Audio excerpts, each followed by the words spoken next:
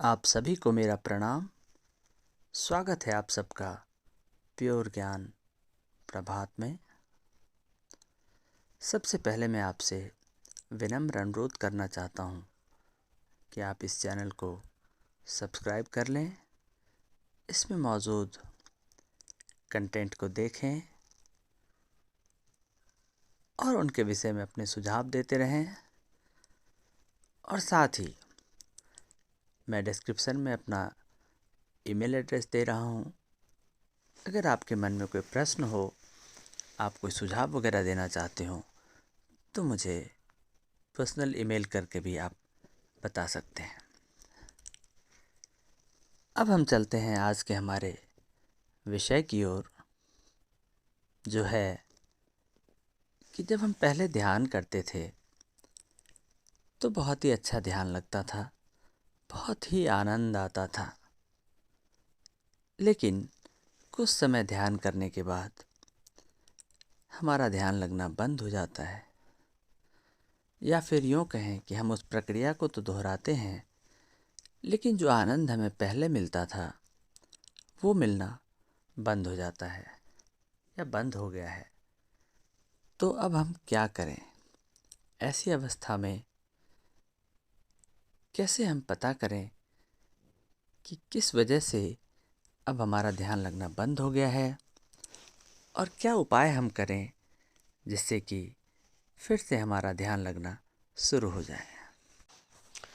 तो मैं आपसे ये बताना चाहता हूँ कि जब हम कोई भी शुरू में जिनका ध्यान में रुचि जगता है और वो ध्यान करना शुरू करते हैं, तो वहाँ पे अगर आप ऑब्ज़र्व करेंगे खुद के भीतर, या अगर आप याद करेंगे कि आपकी कैसी मनोदशा थी जब आपने शुरू में ध्यान करना शुरू किया था, उस वक्त आप जो भी ध्यान के विषय में सुनते थे वो आपको बहुत पसंद आता था, वो चीज़ आपको बहुत अट्रैक्ट करती थी। आप एकाग्र थे कि मुझे ये करना है, मुझे ये जानना है कि आखिर ये है क्या। और क्योंकि हम एकाग्र थे उस समय में, तो हम फोकस्ड थे, बहुत ज़्यादा विचार हमारे भीतर नहीं चलते थे। कोई भी जब शुरू में ध्यान करना शुरू करता है तो वो एक अवस्था में होता है जहाँ पे भी अहंकार भी उसके भीतर बहुत कम मात्रा में या ना के बराबर रहता है। विचार भी बहुत ही कम चलते हैं, और अगर चलते भी हैं तो वो ध्यान के विषय में ही, परमात्मा के विषय में ही, या अज्ञात को जानने के लिए हम उत्सुक रहते हैं, और उसी वजह से हम ध्यान के मार्ग में प्रवेश करते हैं। कई लोगों के साथ अपने सांसारिक जीवन से वो बहुत परेशान रहते हैं। आमतौर पे बहुत सारे लोग ऐसे होते हैं जो जब ध्यान की शुरुआत करते हैं तो अपने लाइफ में वो एक बहुत ही परेशानी के स्टेज में रहते हैं, जिन्हें कोई मार्ग समझ में आता नहीं कि मैं क्या करूं। हर तरफ से उन्हें एक दुख और निराशा मिली होती है, और फिर वो एक ध्यान का मार्ग चुनते हैं, परमात्मा का मार्ग चुनते हैं। उस वक्त वो अहंकार से मुक्त होते हैं, उस वक्त हारे हुए होते हैं, उस वक्त पूरा समर्पण इस चीज़ पे रहता है कि लाइफ से मुझे बहुत परेशानियां मिली हैं, तो शायद परमात्मा या जो भी मुझे इस विषय में बता रहा है ध्यान के संबंध में, तो अगर मैं ये इसको भी करके देखूं, तो वो पूरे एक समर्पण के साथ कोई भी ध्यान की शुरुआत करता है। और वैसे भी जब कोई नया प्रक्रिया आप करते हैं तो उसका असर एक अलग होता है, क्योंकि ध्यान करने से पहले एक अलग ही ज़िंदगी हमने जी होती है। और जब एक ध्यान में हम प्रवेश करना चाहते हैं, जब किसी के बताए मार्ग पे हम पूरे श्रद्धा के साथ प्रयास करते हैं, तो परमात्मा से हमारा कनेक्शन बहुत जल्दी बनता है, और फिर उसी वजह से हमें वो आनंद की अनुभूति होती है जो हमने पहले कभी महसूस नहीं किया होता है। लेकिन ये शुरुआती झलकियाँ हैं।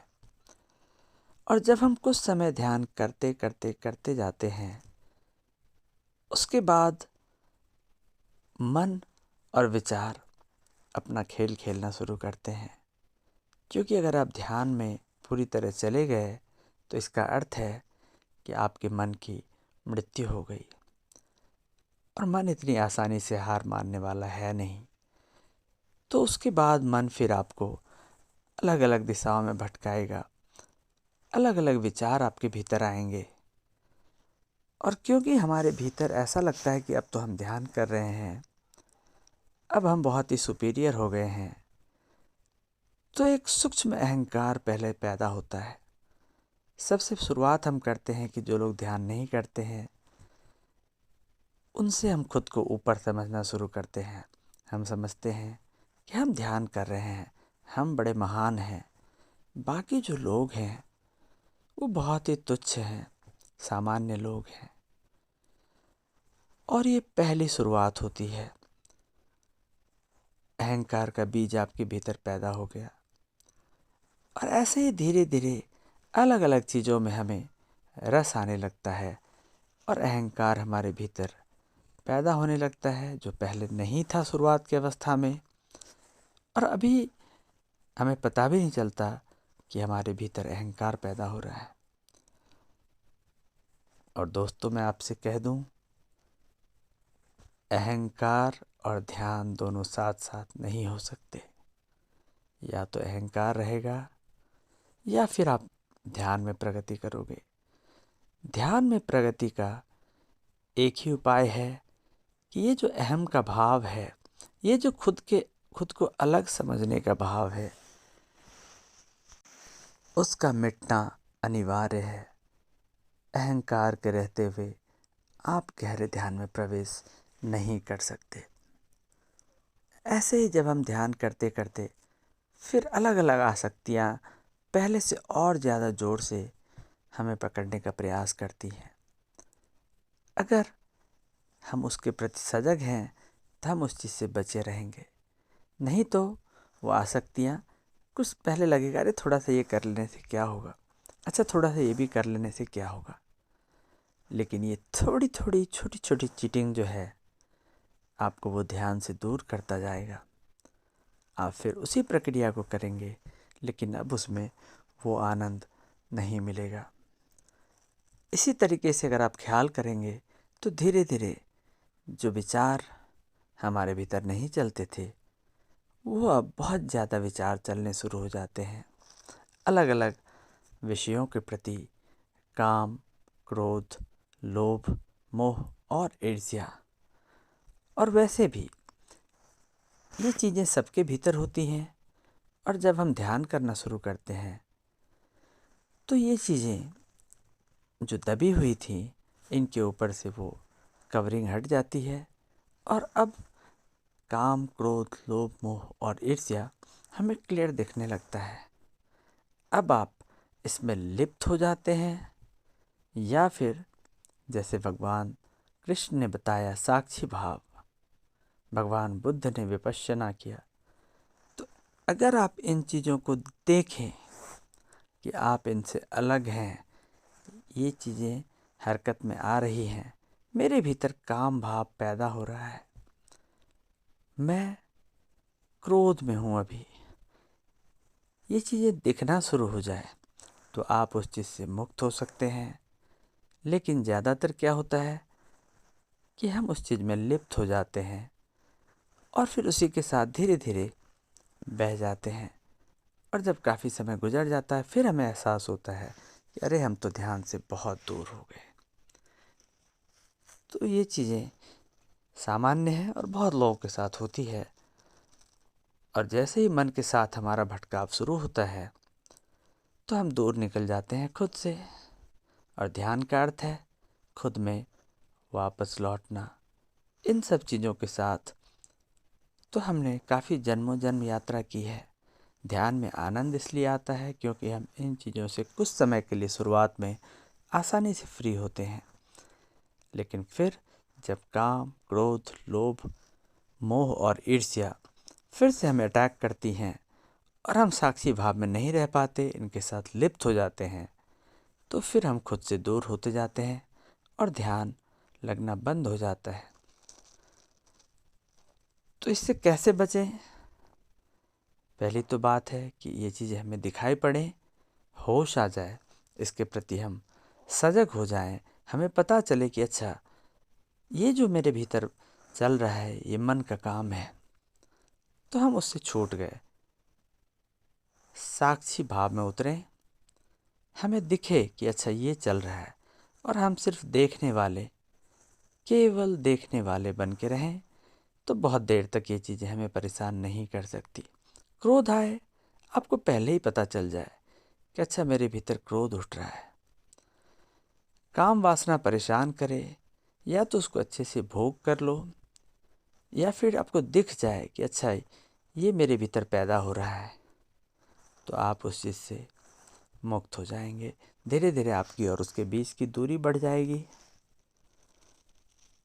ऐसे ही लोभ है, मोह है, ईर्ष्या है, इस तरह के जो भी भाव भीतर पैदा होना कोई बड़ी बात नहीं है, बस हमें पता चल जाए कि हम अलग हैं और ये जो भाव पैदा हो रहे हैं ये अलग है।